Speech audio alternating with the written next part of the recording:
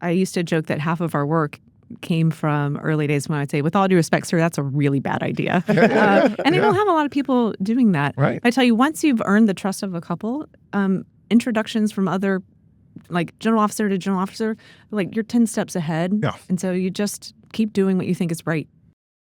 Welcome to Warrior Money, the show devoted to supporting our brothers and sisters veterans. I'm Patrick Murphy. And I'm Dan Kunze. Today, we're joined by Meagan Metzger, the founder and CEO of Dcode, a company helping bridge the gap between emerging technology and the federal government. Meagan's work is about bringing innovation into spaces that have been slow to change, and veterans are right at the center of that transformation. All right, Meagan, bottom line up front, I know you do this at Dcode, but how can companies that are trying to work with the federal government not die in the valley of death? Dun, dun, dun, dun. You start with the easy ones, huh? Hey, that's why we get right from the jump. Let's go. Okay. Don't give up. Keep going and find some friends is the first one. But I think it's going to start with you have to make sure that you know what problem you're solving. And I know we're going to spend some time talking about veterans and how they're super critical in really doing that. But I see companies time and time again go, ooh, look, shiny tech, sexy thing. And no one cares. Yeah. So you have to solve a real problem, and aligning to what that problem is that you're trying to solve first and foremost, hands down, will get you 10 steps further along. Yeah. Right. I think people just don't realize that like the government sales cycle is so long that's why we call this thing this valley of death, because companies say, hey, I want the government to be my customer. If you put all your eggs in that basket. Well, and it's Fortune 1. Yeah. Right. And they run hospitals, they run schools, they run small cities. You can't just say, I'm going to sell to the DoD, right? You have to, or the Department of War, right? You have to know who you're going to sell to, because otherwise you will spend 5 years even trying to figure that out and talk to all the wrong people. how did you get started running Dcode? How did that happen? Great question. So I've been in this space for a while. I like to say I was a very concerned taxpayer to start. Okay. I started out in the tech and defense world working for a large systems integrator. And As many of us do. Oh, yeah. As many of us do, I yeah. did my time. And I actually went into my boss's office one day. I'm like, why are they paying us this much money to build this terrible software? Right? Like, just go buy it. And that was not well favored, if you can imagine. But The old COTS solution, commercial off the shelf. yeah. But so that was part of it. That's my first point of inception for what led to Dcode. I Once you left see, there. You can't unsee. You can't unsee. Yeah.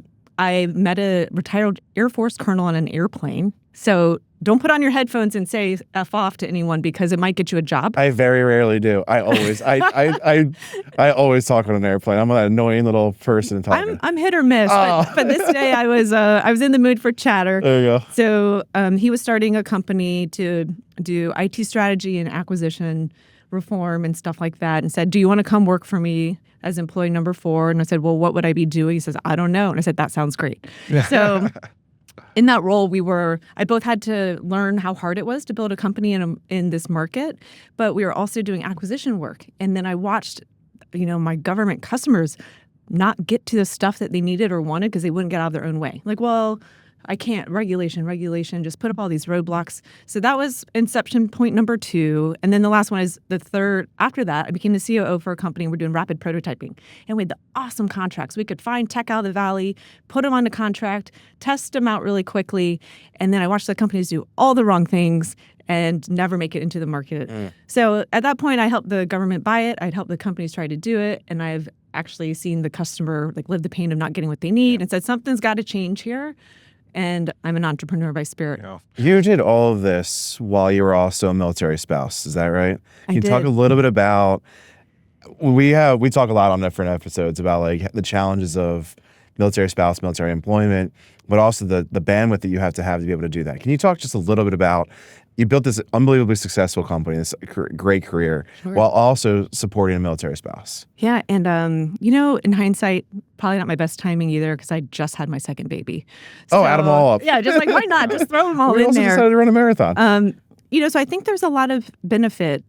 One, there is some comfort in knowing that paycheck's going to come, and there's stability in the military financially, at least. Obviously, that whether or not they move around, but having that person that one is super resilient, knows that they trust in me and they've got my back no matter what. Like, it's just unbeatable.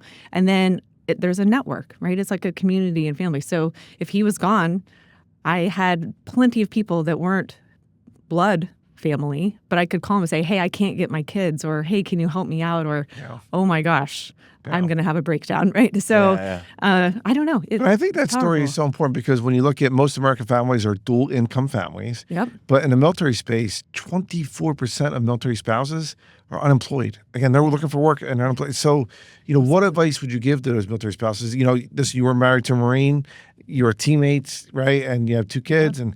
And but what advice would you give those military spouses out there that are in the struggle bus? Yeah. Wow, that's a very impactful question. I mean, one, the number of military spouses that I've met that have tremendous ideas and would be wonderful entrepreneurs don't know where to start. And I think getting involved in communities and places where, there are lots of networks that are designed specifically for both veterans and military spouses to start companies or to do something interesting. That's interesting. So some of it is having the courage to even just step out and look around, and then have your kitchen cabinet of folks that you can bounce things off of and that you trust. So I think getting started is the hardest part. I mean, that's a normal saying, but this one makes it extra hard. Isn't it interesting when you put a couple of entrepreneurs together and you identify a problem? My brain automatically went to how do I solve that problem? Like a spouse incubator sort of thing at the different installations that we go to. Like, that would be a way to solve that and empower them to do that. We focus on the military service member, but like, why not include the spouse? Yeah. They know the home or the life realities better than most of us do. Yeah. And now, I mean, you can do so much virtually that it's just a different world than it used to be, probably even back from when my husband first, joined the Marines. So you can take on jobs and take on things that transcend no matter location in a way that you weren't able to before, but it does require that network. Right, you mentioned innovation, and I've heard you say this before, that veterans are natural innovators. Yeah. Why do you think that's the case? Have you ever met a veteran that didn't run into a really gnarly problem and just figure it out? Right? Like, hands down. I used to tell paratroopers in the 82nd, I'm like, hey man, I will get this 18-year-old private first class. He'd be flying a space shuttle. You just got to get some duct tape. I'll figure out a way to do it. 1,000%. Yeah. I think you put that word innovator, and people assume that means I have to be super creative. Totally. No, I mean, we have a mutual friend, I think, who's told us stories about strapping hair dryers to the front of their vehicle so they didn't get blown up. Like, they solve problems. I would say veterans are innovative because they looked at something and said, that sucks, and I have to just find a way around it. And that's what innovation really is at the end of the day in a lot of ways. No doubt. I think that's the hard part for people to understand. I want to unpack that a little bit further, because one of the other things that we talk a lot about the show on is transitioning to find your purpose post-military service, right? We talk about that a lot. Yeah. And I think what we've tried to do is reduce the barrier of entry into innovative jobs or innovative companies. And so when you're talking about reframing the problem of like, hey, like what you do every day is already innovation, there's probably a company that's doing that. How do you think about that in the companies that you both advise, but also the way you think about veterans in that transition process? Yeah. Well, so there's a great quote. I think it was General Madison. I won't get the actual quote, but I'll give you the intent. Yeah, I get it. Who had said, the country that wins the next fight is not the country that develops the best technology first. It's a country that figures out a different way to operate with it. So the number of companies that I see that the department would greatly benefit from but do not have the context to know how to apply it is really large. And I've seen a number of veterans go into some kick-butt tech jobs. I almost did it. I'm proud of your restraint. I restrained. Who can look at the problem set with the context of having lived it themselves and go, if it just worked this way differently, you would solve a big problem for a lot of people. And using that experience that they have and that resilience that they have to build it into the tech capabilities, so it's actually applied to something meaningful, that's hands down the best. Like, veterans are. To break that down really simply, though, I think, and he was really good at this. He would do when he was running the Army. you actually have to go to the motor pool. You do. And you have to know what the actual problem is in the arms room, or the problem is in the motor pool, or the problem is like in the field. And if you're projecting, Joe will tell you. they will Joe tell you. They have a list. I assure you, they will tell you. They have what we call in Festivus, a list of grievances. Yes. Yes. But I think it's also like that's not just a DoD thing. It's not just a federal government thing. It's also a corporate thing, right? A company thing. Absolutely. If you're so far removed from the problem that you can't see what the problem is, it's very hard to be innovative. So I'm using that as an elegant segue into artificial intelligence. Yeah. All right. So AI is helping a lot of people do a lot more work, arguably more efficiently. Yeah. How are you seeing that impact your work and the work that you're doing with the federal government? Oh gosh, lots of ways. I think it's both tremendous opportunity, and with every opportunity, there's equal risk. From the seat of Dcode, right? Like the way that we deliver and work with the department is going to change drastically. Right? The entire services industry is going to start using large language models. Like, why ask us a question when you could just think so go too. Yeah, chat I think so GPT? But then, to your earlier point, I had an awesome opportunity. I got to go out to CENTCOM AOR and go sit with soldiers and airmen and guardians in op centers. And I've been in this space for a while, and even that alone, I sat there and went, "You're doing what? You're typing in, copying, pasting from OneNote into an Excel sheet to route it to the next person who prints it out, walks it across the motor pool, types it in. Like, what are we doing?" So I look at stuff like that and go, where can we use it so that our military can focus on the things they should be doing or can't be doing, right? So they're not sitting there doing Excel. That's a data scientist, by the way, from the Space Force, and they're actually solving really hard problems. Yeah. So I don't know. I think it's going to disrupt a lot, and I think being prepared for I it. actually heard you just describe the product manager. Yeah. Right? Well, you just described a product manager. You just described somebody that has actually lived a problem set, that understands how to develop a product, and then connecting those different things. And we talk a lot about project managers. We talk a lot about tactical folks. But if you actually know what the problem is, it's easier to develop a product from that. Right, and the strategy behind that. Yeah. Yeah. I don't know. I mean, I guess I'll turn the question on you guys. What do you Well, I tell think? you what, can you do me a favor? Can I you can. save that? We're going to go to a quick Oh, break. she's turning the And then tables. we're back. You're going to turn the tables on us. So listen, we're going to take a quick break. Join us in a second. Back on War Money.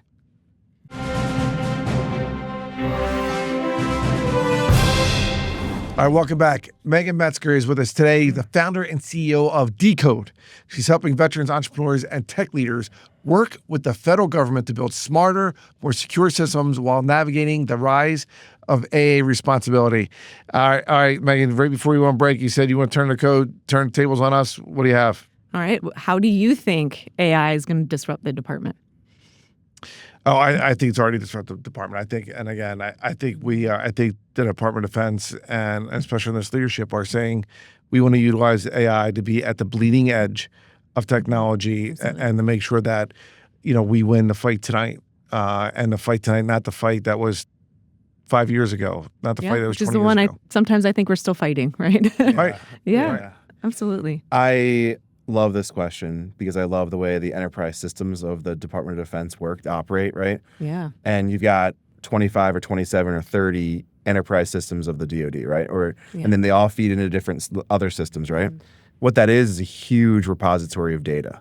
Yeah. It's a gigantic Huge. data set, right? Yes. Unfathomable. And if you think about what AI needs to thrive, it needs data to thrive. Yeah. And if we can unlock with policy the gateways to allow us to actually access data, there's going to be things in there that we're not even going to know that we're going to be searching for. Like, I just want Army Test and Evaluation Center to give me all of their data so that I can actually go look at that and run a script against it, right? Yeah. And then when you think about that, I think about like, all right, America just invested in the Intel Corporation because we can't lose the chips war, right? Yeah. And the previous administration did the CHIPS Act. Like, these are all things that suggest that we cannot lose the strategic advantage of AI, and that has to be both an AI infrastructure perspective, but also a data capture perspective. So, I love the question, but I think it's huge because it changes the whole landscape. It does, and we can't. In that same spirit, we saw that with the collapse of the drone market. We lost the bubble on that, and it's taking a while to catch up. That's the first time I've heard that way articulated that way. Oversimplified, the manufacturing of drone components and all of that really collapsed around Chinese parts. And, you are just now seeing American drone companies really start to thrive, and it took a little while, right? So They didn't realize the essence of their supply chains and why it needed. correct, and our policies wouldn't allow the department to buy capabilities that are coming from countries like China, right? So what do you do when they're all built there? So in the same way, we have a lot of policy around AI. How do we breed more entrepreneurs and the spirit and companies in America that are really with that right motivation, focus on national security, to unlock what you're talking about, all that, the piles and piles of data we have going on. Yeah. So Let me ask real quick though, for the folks that are out there, right? Yeah. I just want to make sure they get that, understand. What does Dcode do, and how do you match up veterans to either go in your organization or others to go into the federal government? Yeah. So for tech companies and veterans, we will demystify the DoD. Or the Department of War. I'm still getting used to saying that. But it seems really complicated because it is really complicated. But how do we make that easy? What do you need to know about who to sell to, how to sell to them? When do you partner with Prime? How does the acquisition system work? When do you hire people? What's the security landscape look like? Or do you want to get connected with tech companies who, like we mentioned, really want to go after this market, but they don't have the context. And veterans are incredible context leaders and product managers to do that. So it's that demystification. I've been on a couple calls with Meagan with companies that are trying to figure out how to navigate the DoD. And the interesting thing is the way she frames the answer to that question is by questions. Have you considered this specific use case that she knows that might be existing somewhere in the department? And when a founder hears, have you considered this contextually, it becomes a different conversation about what the possibility of it is versus what it is. Yeah. And I think that's the way that I've heard you navigate that. Yeah. Rarely are you selling tech. You know this. Yeah. And you're selling the solution to a problem. Mm-hmm. And if you can't be whack-a-mole and like looking for a problem, you've got to know what problem to solve. What mistakes do you see, though, either young tech entrepreneurs or young folks that want to go and sell into the federal government? What mistakes are they making that you wish they didn't? No. One or two. How many do I get? Some of it will be out of the gate, just spending a fortune on what I'd say is all the wrong things. Hiring a lobbyist and hiring a huge marketing firm and paying a fortune to some BD firms, and you still don't even know what problem it is you're solving. Yeah. I see folks try to staff up way too fast, especially on the sales side. I know that, especially on the R&D T&E side. Mm-hmm. Yeah.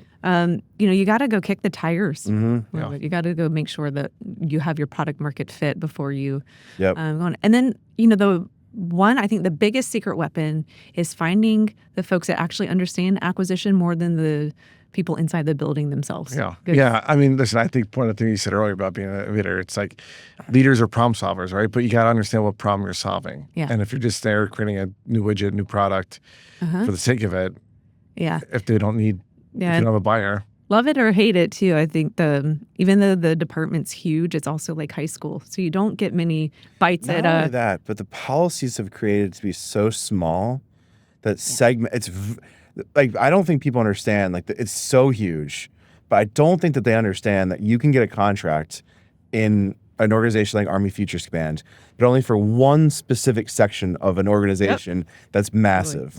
It's hard for people to understand that, yes, but here's where you're limited at, and here's the area you're limited in.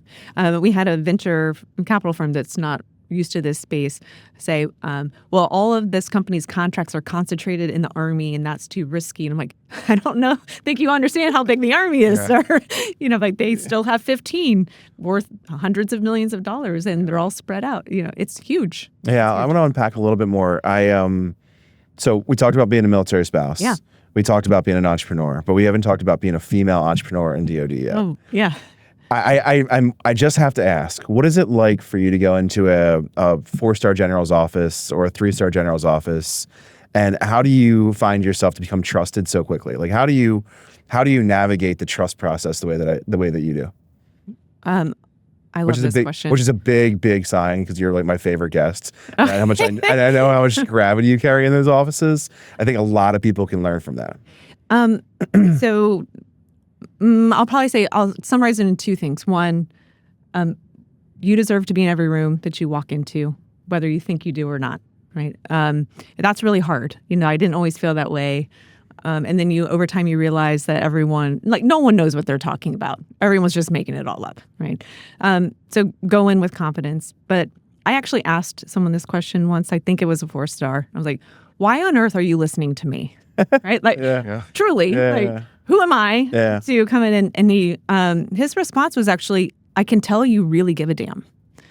Like your intentions are great. You're here because you care. And I know that you're going to shoot straight with me and you're going to tell me stuff, whether it benefits you or not. Yeah. It's so funny because I believe the motto of, my time in the Pentagon, my time now, we're in business school, et cetera. It's like the students, the generals, whoever, they don't care how much you know until they know how much you care. Yeah. And I think when you show them your heart, when you show them that you give a healthy dose of give a shit, that's when they're going to be willing to respond and work with you. Yeah. I used to joke that half of our work came from early days when I'd say, with all due respect, sir, that's a really bad idea. And you don't have a lot of people doing that. Right. I tell you, once you've earned the trust of a couple, introductions from other, like general officer to general officer, like you're 10 steps ahead. Yeah. And so you just keep doing what you think is right.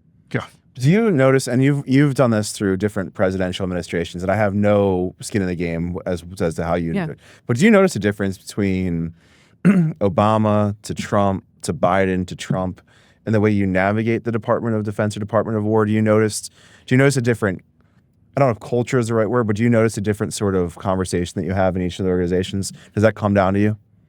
Oh, 1,000%. Every administration's different. The lingo's a little different. What's interesting, though, is when I actually look at the innovation efforts, that seems to be the one consistent thing. I think there's a general consensus and understanding, like, we have to do things differently or we're going to fail as a country. Yeah. And that, really has transcended across both parties. Yeah. How they get after it's a little bit different. And how they budget for it. And how they budget for it. Yeah. One of the reasons I'm saying that, and his old college, or one of his roommates when he was in the Army was Secretary McCarthy, started the AI initiative that created the Enterprise Cloud Management Office, so that was an originally function that came out of Secretary McCarthy. Yeah. And then we had a friend that worked in that agency, and that agency became the central organization for what they're doing on AI now at the enterprise level, which then became ASALT, which was another one of his buddies, Gabe Camarillo, became the Undersecretary of the Army.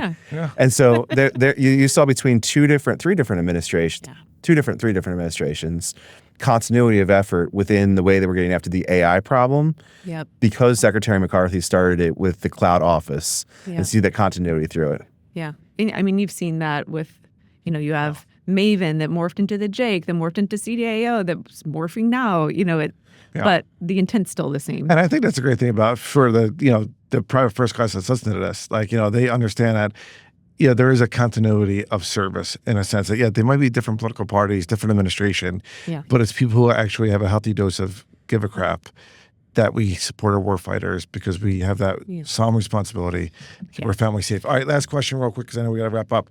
You're part of the Defense Entrepreneurs Forum. You're in the board of directors there. What is it and what should people know about it? Yeah, in the spirit of this conversation, it's a really passionate group of people, both from inside, the department. You have veterans, you have service members, active service members that want to bring that entrepreneurship and that spirit to the department. And so, it's a group to get together. They do a lot of learning, a lot of connecting and networking to really figure out how do we make a difference inside the department and be innovative. And it's kind of group therapy too, because it's hard. The number of innovators that wash out because they're tired of hitting their head against the wall, it's really high. When we were doing some of the enterprise work that we were doing, I made a joke that you have to be arrogant enough that you think you can change the department and humble enough to actually do it. It's like you've got to be two different people, but you've got to have I can do this. Holy crap, this is hard. Holy crap, this is hard. And you have to be fine, running into a wall 10,000 times. But back to your point on veterans, I think I see a lot of folks that have left the department because they were frustrated by that, but they actually can join companies and come back and make an even outsized impact. Yeah, totally. And they're resilient as hell. Right? They really are. Yeah. And they also know where the problems are. They know the bodies are buried. They know, frankly, who the GSs to avoid are. They know how to navigate those things a little bit better than even you and I can. So. Absolutely. One last piece of advice. 200,000 folks transition every year off of active service. What's one last piece of advice you would give them? Be comfortable being uncomfortable and trust yourself. You jump out of that plane, your chute's going to open. and you're going to do great. Yeah. But take that first step. As we say in Philadelphia, trust the process. All right, You're a Phillies fan, aren't you? Yeah, that's right. 444. All right, so that's our show. So follow War Money wherever you get your podcast, or find us at Yahoo Finance. I'm Patrick Murphy. And I'm Dan Kunze. We'll see you again next week. This content was not intended to be financial advice and should not be used as a substitute for professional financial services.